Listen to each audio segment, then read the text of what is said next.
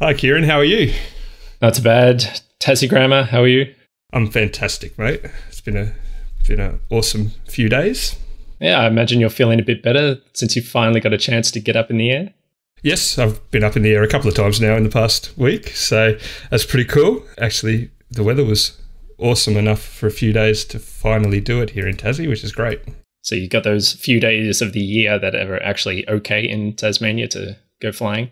Yep, exactly. And it was pretty cool. Now I can't actually do anything with the photos for a couple of weeks, but I'll just sit here and just relive the memory over and over again by looking through the 1,200 odd photos that I took in the one session. Yeah, I saw the ones that you could post, and yeah, they look pretty good. There's some amazing landscape down there.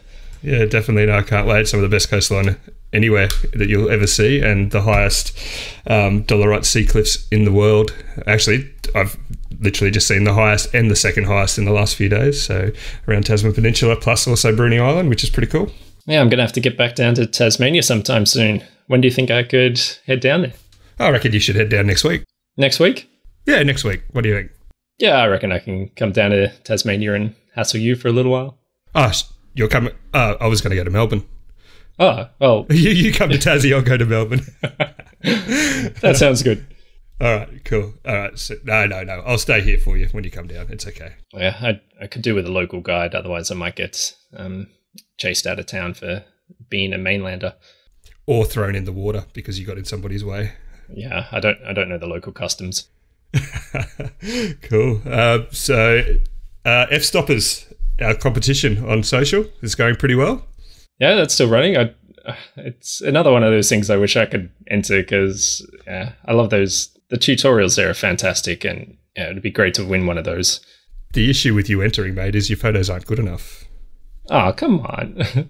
Mate, some of these entries, have you seen them? Like they're wicked. They're really, really good. They're top quality. They are really good, and it's going to be so hard to pick a winner. Yeah, definitely. So this week, and actually continuing on this week, we've still got our F-Stoppers competition giveaway. So we're giving away a tutorial to the value of $299 US to one lucky entrant. So keep those the entries rolling in on Instagram, hashtagging Project RAWcast, as well as mentioning Project RAWcast clearly in your captions.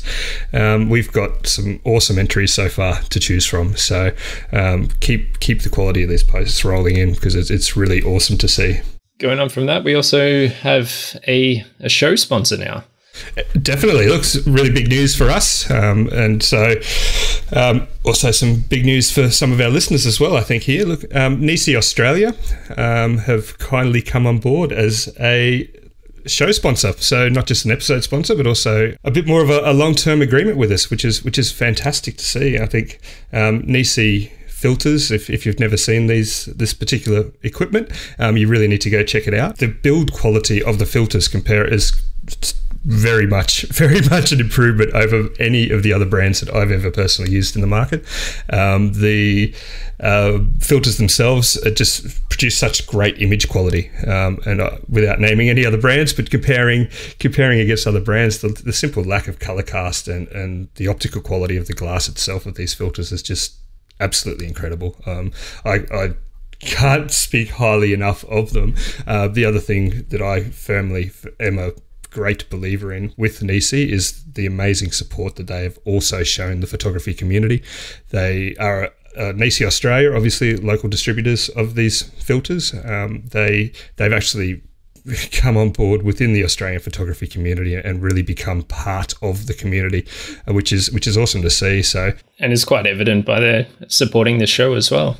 Absolutely. And look, for a fantastic brand like this to believe in what Project RAWcast is doing, it's a fantastic compliment for us as well. And we're really, really, really happy to have Nisi come on board as a long-term partner. So now what we are offering any of our listeners, any listeners for Project RAWcast, is a 5% discount off any Nisi products or anything purchased through the nisifilters.com.au website.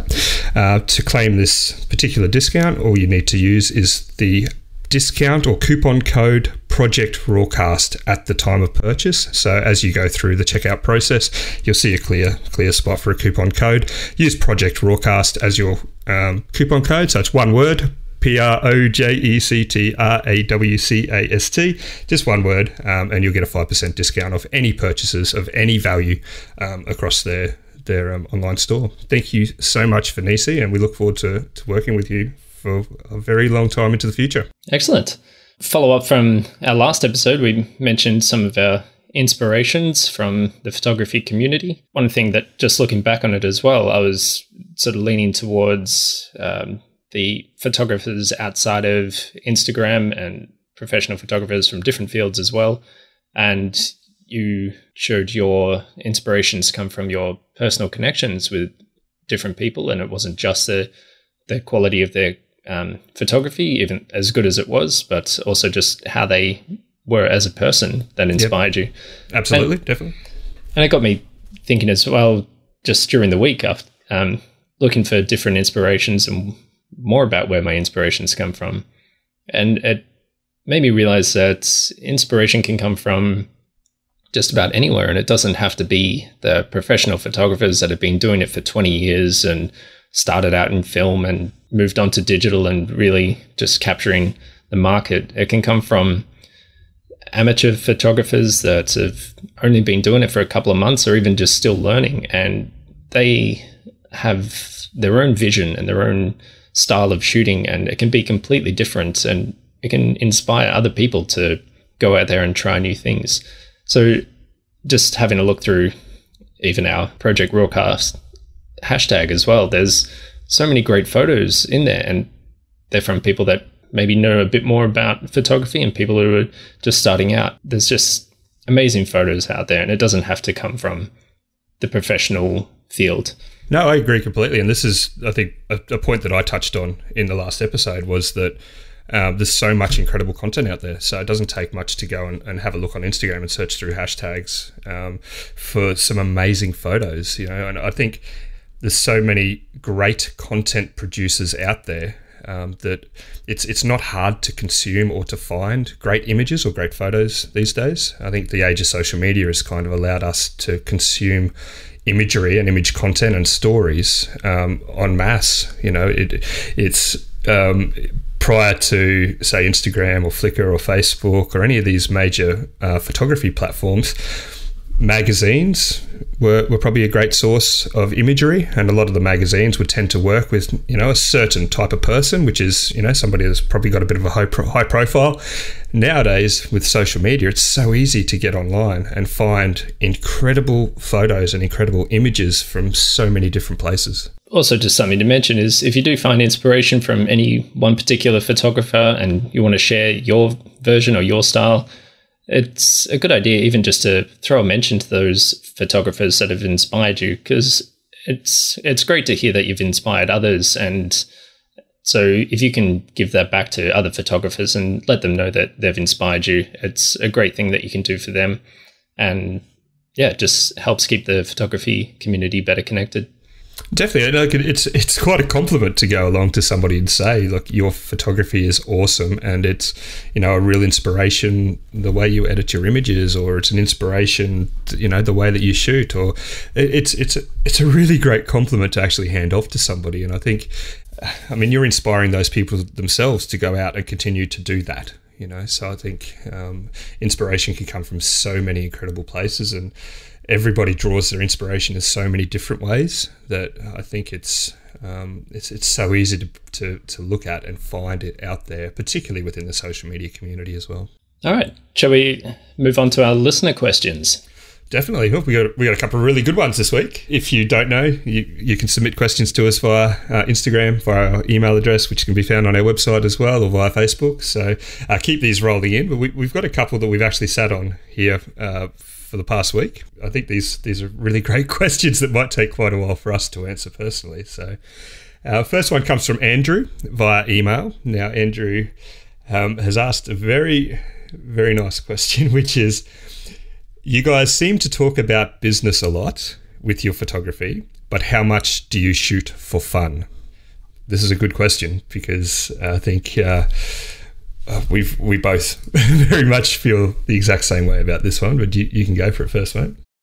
I think, how much do you shoot for fun? If I didn't find photography fun, I probably wouldn't have taken it on as a business, and I still just go out and shoot for fun. Anything I do, it's different. It's a different location, different setting, and I love the challenge of trying to find something new in where I am. And so I guess it's, how much do I shoot for fun? It's always for fun.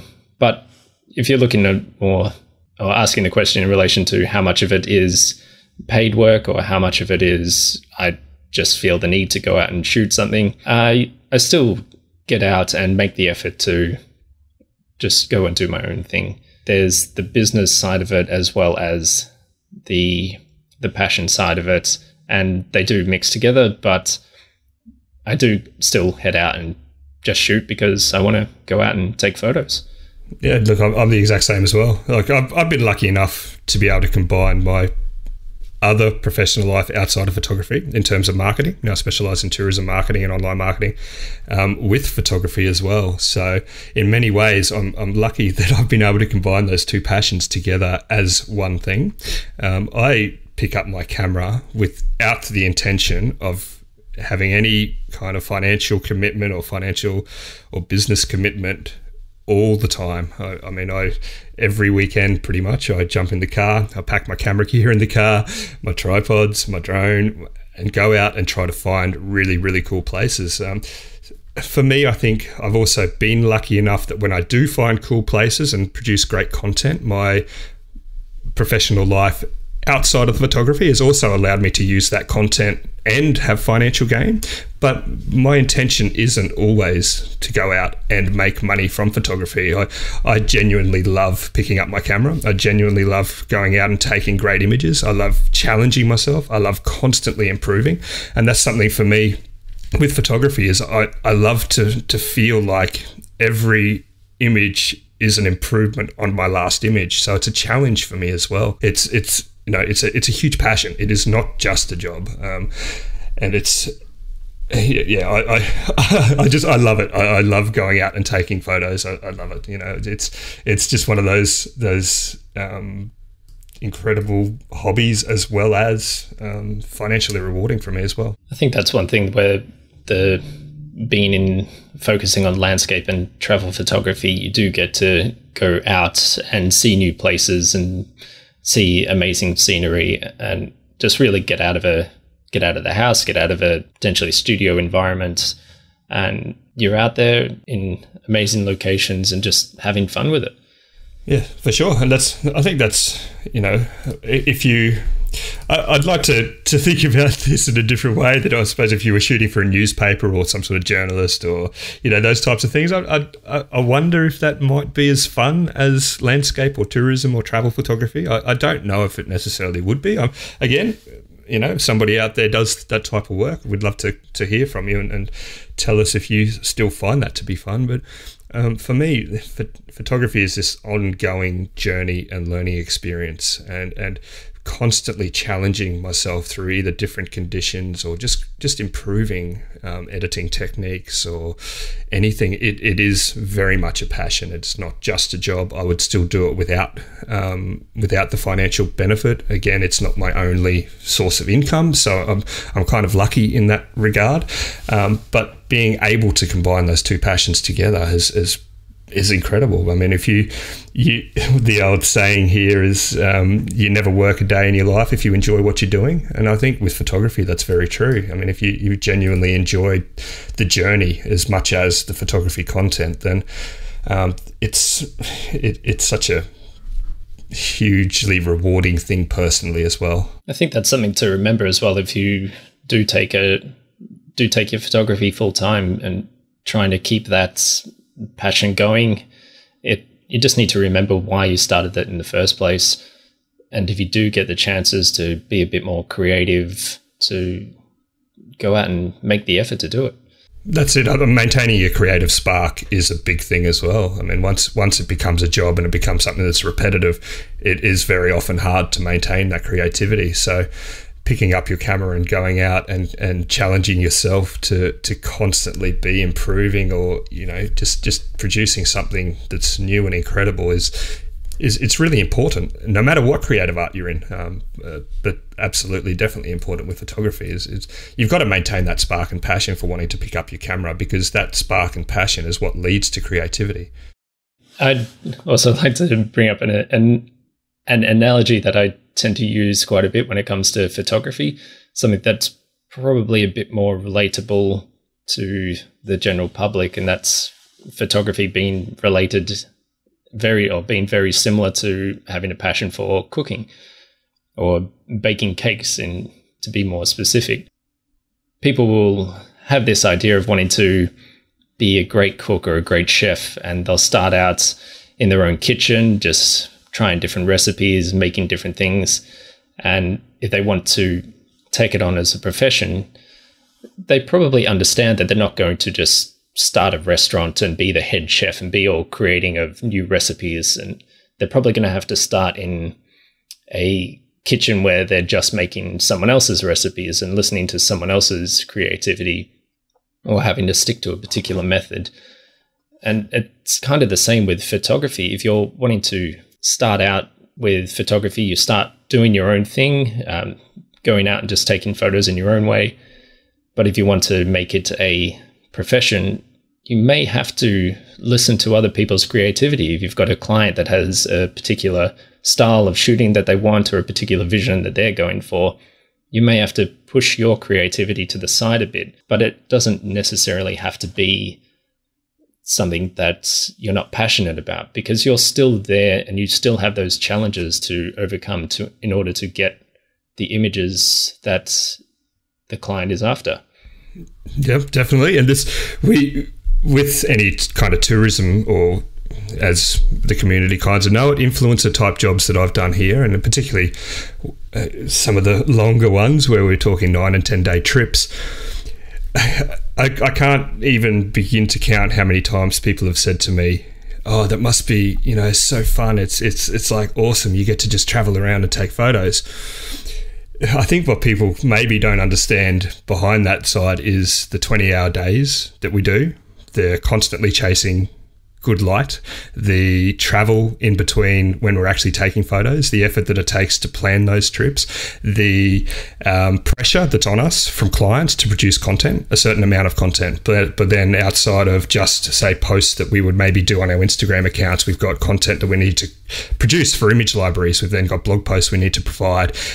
We've got so much extra outside of what people just see us posting on our personal accounts. So in terms of it being a job and fun, you in many ways you actually have to love doing this. It's not a holiday when we go out and do 20-hour days for 10 days straight.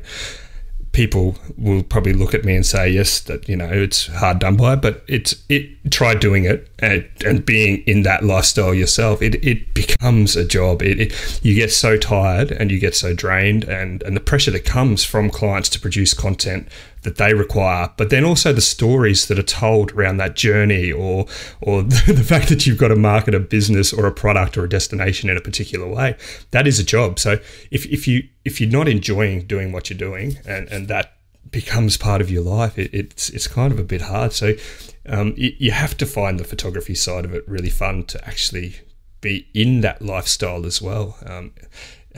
As I say, I don't know how many times now I've been told it must be great to be out there doing that. It is great doing it because you actually enjoy doing it. But if you don't enjoy the 20-hour days and the journeys and the everything else that becomes part of the planning process of doing that, it may not necessarily be as much fun to some people, If you think about it in terms of, or in those hard times when you may be a bit exhausted and you're wondering why you got into this, and it doesn't seem as fun as you thought it was because you saw what you thought was the life of a great photographer who you're only seeing the best and the coolest stuff from, because you're not going to see the crappy stuff. They're not going to post it. They're not going to show it and display it to the public. But if you're in that situation and you're feeling a bit down, even then you can just think, like, this is fantastic. I'm doing this for a living. This is so cool. And I love it. And just remembering that passion even when you're feeling a bit down, and that it's not always going to be like that. Those moments will pass. You'll move on to other things and more exciting things, and just keep going with it and love what you do. Yeah, definitely. And as I say, I mean, photography's got to be a passion to be kind of doing those sort of things. So if you don't enjoy it outside of the paid work as well, then it's maybe the wrong kind of career or financial path that you're taking. So but being able to do those sort of things, I mean, I can give a perfect example here where I had a particular trip to Flinders Island and King Island, which one of my mates and I did earlier this year as part of a tourism campaign. And literally 6 out of the 10 days that we were gone were basically rained out. Now, we had a minimum content schedule that we had to produce for this particular trip, and we had all of these destinations listed by the tourism board that we were working for. And we had to cram literally 10-day trip into 4 days. It was that the weather conditions just simply didn't allow for it. And I can tell you now that if we didn't enjoy what we were doing then, we would have probably just packed up and come home. You know, we actually genuinely had that passion for the challenge of producing great content, great imagery around those weather conditions as well. So the fact that it is a paid job still needs to correlate to the fact you enjoy it as well. Otherwise, those sort of things and sort of challenges just simply would not be worth it, and it would literally just feel like any other job, like you're going along and you're not wanting to do it. So I think if you're not enjoying it, it won't turn into a great source of financial gain as well. But if you're not, you really need to still be challenging yourself outside of the opportunities for money as well, and picking up your camera and going out and just doing it for fun. Shall we move on to our next question? Yeah, cool. Look, Andrew, I hope that's answered. We both absolutely love photography, and so we also enjoy the challenges that come with the professional lifestyle around photography as well. So I think that's probably the short answer there. I hope we didn't get lost in all of our mumble jumble conversation then. So, and we'll put a link to a couple of articles as well that would be interesting reading on the subject. Yeah, definitely. Our next question comes from Sentinel Photography. That's at Sentinel Photography, and he's one of our international listeners. And I was a little reluctant to answer his question since he finished up his contact with us by writing Nikon forever. Yes, I appreciate the reluctance there as well. So, but luckily he takes good photos, so I'll go ahead and I'll read his question and answer his question. Cool. His question is, do you think it's a good idea to sell your full resolution digital images online, or should I stick to just prints? Cool.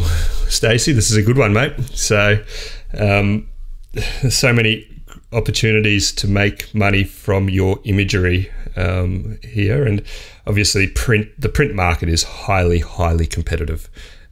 So to be able to sell prints and to make good revenue for it, I mean, you're competing against just about every other photographer out there who's got a website. So you need to kind of step outside of that boundary of just selling, your imagery on a piece of paper that hangs in a frame or on a canvas that's stuck on a wall.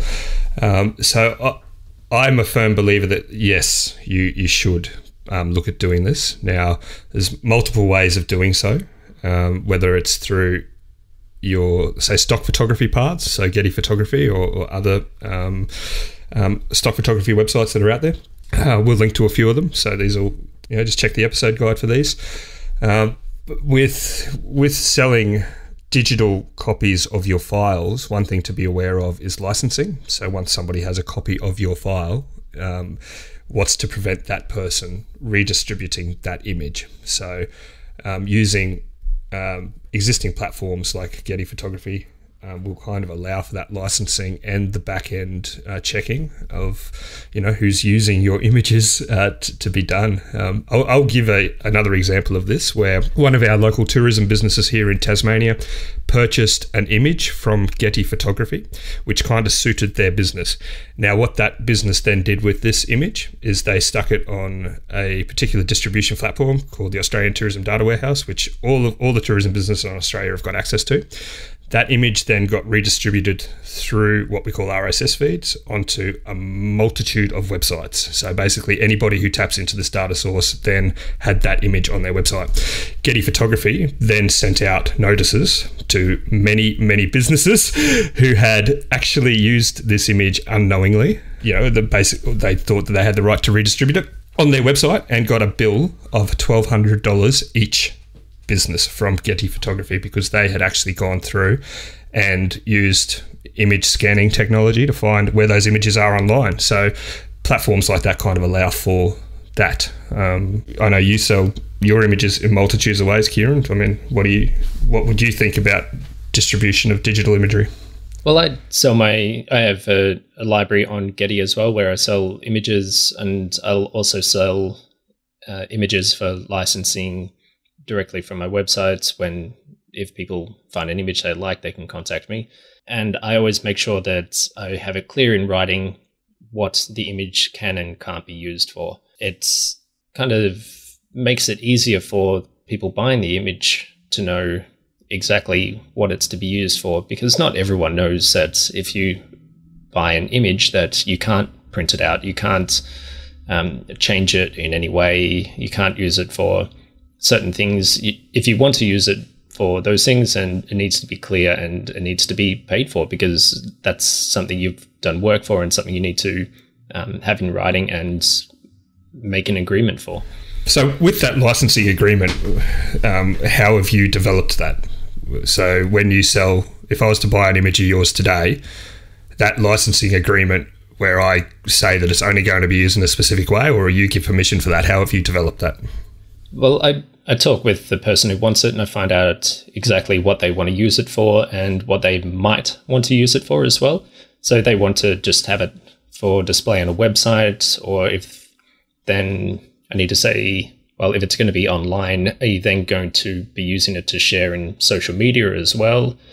Or are you going to be using it in your business to make pamphlets to hand out? If they're unsure about it, then I suggest maybe just cover that base as well. Or further down the track, if they want to use it for that, you'll need to contact me to get permission to use it for that as well. So it's not just, here's the file, do whatever you want with it. There needs to be a clear understanding of what it can be used for, and that it can't be redistributed to other people as well. And how have you calculated the value of those images when you're distributing them? So, I mean, if I said to you right now, Kieran, I want that image right there for the front page of my website, would you value that at the same as if I was to use it in a blog post? No, it depends on, I guess, how much exposure it's going to get, how far spread the image is going to get. So if you're talking about a small business that's got a website that they want to put up an image on their homepage, that's not going to be as much as, say, if I was contacted by Samsung or Canon or something who wanted to use my image and share it around quite a lot, because the audience size is different. So it's going to be seen and get around a bit more, if that makes sense. Yeah, for sure. You need to take in, each kind of case is a bit different. There are some guidelines. I think I've got a good website calculator as well that we could probably link to. Yeah, definitely. Look, Getty Images themselves actually provide a calculator, which allows you to kind of calculate the value of your images for different purposes, whether it be digital, advertising, publishing and editorial type content, or film and video, or retail packaging. So there's actually methods of calculating. Now, I think many people in the photography community would actually be quite surprised at the price and the value of the imagery and the potential revenue stream that you could develop from these. Obviously, again, I think we've touched on this, and an image is only worth as much as somebody is willing to pay for it, So, but in reality, there are actual industry standard rates, or at least industry standard via this one massive corporation who control a lot of this distribution through stock imagery. So you can actually go on it and price your images based on what it's going to be used for, plus what resolution it's going to be used for, and how much potential traffic that image is going to develop. So there are ways to calculate that, and there are also standard templates out there that you can get for licensing. I mean, there's also other agreements like Creative Commons and those types of things, which are kind of industry standard licensing agreements that people can kind of agree to. If you are thinking of going down that path of going down say Getty Images, Shutterstock, or any of other image licensing websites that are out there, or businesses that are out there, definitely read their conditions as well, and how much they actually give back to the photographer. Because Getty only get a small percentage of any sales made on Getty, but Getty is huge, and a lot of people go there for image licensing. So it's kind of a catch-22 where I wouldn't potentially sell these images on my own, but I can sell more of them on Getty for a smaller percentage of those sales. I think as a photographer too, like you don't just take your hero shots, when you're out there in the field somewhere or whatever you're doing, you're probably taking hundreds of shots. So I think these types of websites in terms of the stock photography also provide that extra potential for a revenue stream for images that you may not necessarily think are your hero shots or your top class portfolio type shots as well. So if you may not necessarily want to display it on your website because you don't think it's the best shots that you've taken from a particular scene or a particular time frame, whatever it is, the other shots that you've got sitting on your camera there, if they're of great quality and of particularly any type of destinational or just average general consumer type shots, that you may be able to monetize them in that way as well. Again, as you say, you're not going to make as much money off them, but at the same time, it could be extra revenue from images that you wouldn't necessarily be doing anything with normally anyway. Yeah, there's stock photography and there's, say, fine art photography. Some of my images are perfectly fine for stock photography. They display a concept or they show a particular location's value, but I wouldn't sell them as a fine art print to have on someone's wall. But they're still good images and they serve their purpose. And so it's those ones that I take that I'll distribute to Getty, and then there's the fine art landscape images that I'll have on my website to display on a wall. Yep. No, I actually dabbled in selling my full resolution images as digital files a few months ago, just as an experiment. Now it's more so just a learning experience to kind of test. Really, I wanted to test Facebook as a marketing platform for selling images directly. So I ran a promoted post across Facebook, driving traffic back to my website, where I was actually doing digital distribution of some of the images that I had on my website at the time. I got great response from it, and I, without talking about how much I made off it, I did really well off a promotion that I ran for basically 7 days. There is a market there for it, but then I had to kind of step back and think, overall, is this a good thing for my brand? And is this also a good thing for the end user? Because there are things that you've got to think about when they take that digital file. Is if they're going to print it, realistically, you should be doing things like sharpening an image for a certain print resolution or a certain print size. So if I hand over a JPEG file of something and I say, this is, you go and you do whatever you want, you can go and print it. Realistically, if I was to actually take that file to a printer, I'd actually be doing other things to that file, not just handing over a file and saying, it's got to be kind of sharpened to the print resolution or print size that you're doing as well. So there's things to consider. But then also you can go along to, say, some of our bigger retail stores here in Australia, and they have printing machines in them, and you can put in a file and pull it out at the other end, and the print isn't really actually that good of a quality. So you've got to think, I think, as an artist as well, do you want your imagery to kind of be seen in a way that you didn't actually create yourself? Like, did those low quality prints that can come out of these things for $3 or $4 a piece, do you really want your imagery to be seen like that? Because that was something I had to think about long term with that. It was a great little trial for me, and it worked really well. But I definitely wouldn't go back down that path in terms of the potential impact it would have on a long term as my brand as well. And that's something I'll never do. I'd never give a file to just someone who wanted a print for their home or office. I wouldn't just give them the digital file for them to print. I would make sure that it's printed by a company that I know will do a good job. Definitely. And I would want to make sure that it's the best quality that it can be, because, as you said, people can take that file and get it printed out anywhere, and who knows, they may even crop it a bit and change it, or they may think, it could do with more color, and they may even change the file digitally before printing it. And that's something that I wouldn't want people to do to my images. Not that I'm being sort of overprotective, but I know that if they want, I've already determined what's the best quality for that image, and I don't want to leave that in someone else's hands. Yeah, for sure. I think so. Like with digital distribution of images, it's obviously got to happen if it's going to be used on a website or any of those types of things. But I think once you're getting into the printing game, or potentially licensing an image for print, you really want to have control from the start to finish of the end process. Something I've done with the printing company that I use here in Hobart, I've built a great relationship with the printing company here. Now, I've actually supplied or got a base folder that I've shared with him, which I have full high quality TIFF files, no compression, everything, they're ready to go. And what we obviously do when I receive orders, now I travel quite a lot, so this is partly why I've done this, is, I don't always have the ability to access my Lightroom catalog that's sitting on my home computers when I need to. So I've made the TIFF files available, and he kind of helps ensure that the sharpening process and everything that needs to happen to ensure the best quality print comes out at the end is there as well. So the printing company's kind of helped me with that. So when I receive an order online, I can basically just tell him, this is the image that we need to do, this is the resolution we need to do.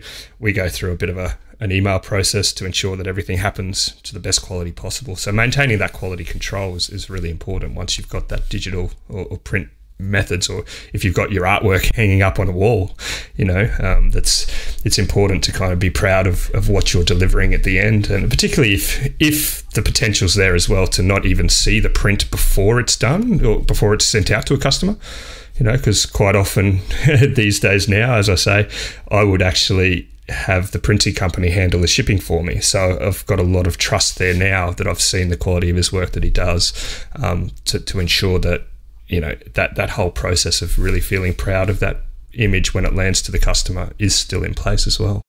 It comes back to personal preference and what works for your business as well. Like for me, my business is selling top quality prints, so I need to keep that image maintained at all times. But if you're selling, I guess, trying to think of more quantity over the quality, if that works for you, then by all means, hand out digital files. But you just need to think about what works best for your business. Yeah, I think you got to think about your brand as well overall.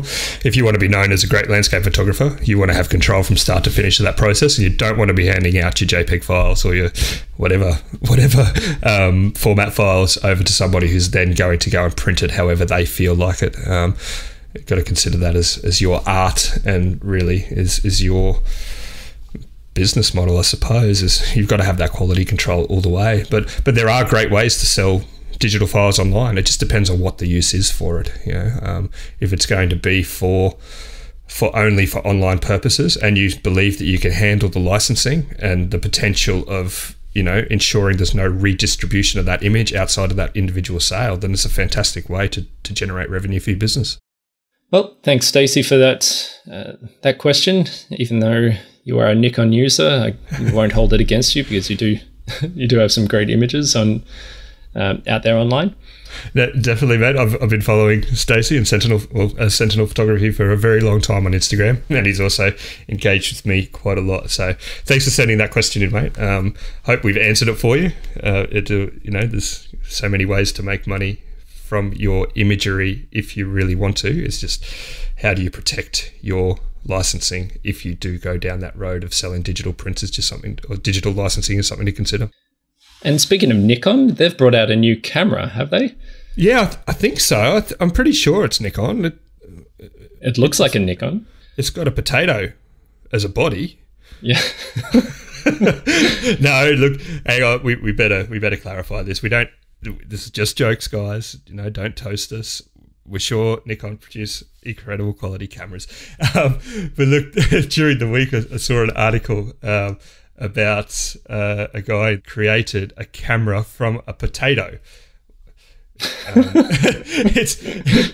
thought it was quite interesting. I saw this and laughed quite a bit. He basically is mounted the parts of a camera that are all of your little make-do lens and film canister, everything that it takes to produce an image on film within the body of a potato. So it looks pretty interesting. I mean, we can't just use any potato to make a camera. I mean, surely there's a particular type of potato that you have to use. Well, apparently a cream gold potato is what he's done. Now, he's also used a tomato paste tin can, a fridge magnet, 235mm film canisters, some gaffer tape, and elastic bands to create this camera. So I've kind of wondered what would happen when the potato goes rotten. Like, what's going to happen to his camera? Does he just go and grab another potato and make it, or is it, is that going to produce different image quality if he goes and gets a whole new potato? I mean, what's going to happen here? It's a good one. Well, I guess if people have already made cameras out of apples. Sorry, that was a bad joke. Oh, now we're getting into some controversial territory. No, we're going to put up a link to this one. Now, I'd love to see if anybody out there knows of any more innovative cameras in the world than this potato camera. It's pretty interesting to have a look at. Now, he's actually, you just got to see it for yourself to have a look. All right, so moving along from potatoes, Instagram has this week announced that they are going to be introducing a buy now button into product posts on Instagram. That's quite interesting. It's really making Instagram into a real business platform. Well, I mean, obviously, being wrapped up in the whole Facebook parent company now, they're going to have to be trying to monetize this in as much as they possibly can to keep their shareholders happy. But my understanding is, for the moment, at the very least, these buy now buttons don't bring in any revenue for Facebook, or for Instagram. Same thing these days. So basically, it's 100% of any sale that goes directly to the advertiser who's marketing their products on Instagram. Now, I know Pinterest have tried to do this recently and probably to limited success. But again, I think Pinterest is probably a platform that really is marketed or built for this purpose. There's so many kind of product posts and fashion and food and those types of things within Pinterest. It's also highly targeted at a female demographic. I mean, Pinterest very much is focused and targeted at that, which in many ways, in many households, are actually the people who make the decision for spending. So interesting to see Instagram doing this, though. It could potentially be a huge revenue source for some brands. I just wonder long term if this is going to be something that people have to pay extra for, or if, ultimately the revenue needs to kind of flow through Facebook so they make a cut in the same way as PayPal would. They become the payment processor. Twitter have done this recently and actually canned it. They tried doing it and ended up removing this as a trial from the platform. It just didn't work for them, and Twitter's probably not built for this purpose anyway, but kind of interesting to see these social media platforms really trying their hardest now to monetize everything that they possibly do with products. And so do you think it could be used for photographers to sell images? Yeah, I think, look, it possibly could. I think that Instagram are only going to be working with 20 retailers to begin with the trial. So that's it's not going to be available to photographers yet, but I think the potential could be there to actually sell prints for this, or even, again, digital files if you're handling your licensing in the right way. Without kind of seeing how it all functions and works yet, because it hasn't actually been launched, it's kind of hard to get a grasp. But I do see the potential there for this type of thing for photographers. Again, it will just be a massively competitive space if this does happen, to allow you or me or any of the other guys that we know to kind of just literally put a buy now button on their imagery. It'll introduce another hugely competitive space for imagery, so you really would need to kind of stand out and have top quality. But at the moment, it just seems to be marketed at fashion and products and handbags, that type of thing. But it'd be interesting again to see where this one goes. I think thinking about, the purity of Instagram, of what it used to be, it's you can't think of it as that anymore, of just sharing photos. It is a marketing platform. The moment that Facebook bought it, that was the entire intentions of what Facebook wanted to turn it into, is as a marketing platform. There's no two ways about this. So if you're not thinking about it as that and you operate a business service, you're probably doing yourself a disservice. There is now a lot of potential for extra exposure through Instagram, and I think if the buy now button does actually turn into something that's publicly available, a lot of people out there who I think could potentially benefit from it, photographers being one of them. I think our feeds are just going to turn into 90% sponsored ads if it starts being like that, where you can press a button on Instagram and buy something.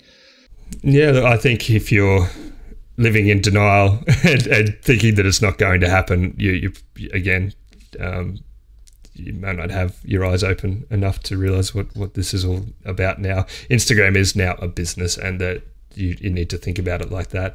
If you want extra exposure, seemingly now, if you're willing to pay for it to reach your own audience, you're able to do so. But now things like this buy now button, and even just the ads that are currently running, or you can run ads on Instagram to drive traffic back to your website. At the moment, they've actually got a very, very, very high conversion rate on their ads within Instagram. So as a marketing platform for a business, this is just another potential option for a revenue source now as well. Again, as I say, we haven't really seen how they're going to integrate it, or whether it's going to be something you have to pay for, or whether it's only going to be on the ads, which I'm suspecting might be the case. So obviously you're going to have to pay to market your products. I highly doubt they're going to allow a buy now button just on an organic post within their feed. I think long term it'll be, you need to promote your posts to have that buy now button appear on it. They're going to kind of turn into Amazon now. So it's going to be Face-to-Gramazon. Face-to-Gramazon, definitely. Look, it kind of, if you know about Facebook, they've kind of got their Facebook credit system, or they've got a payment system now that they have.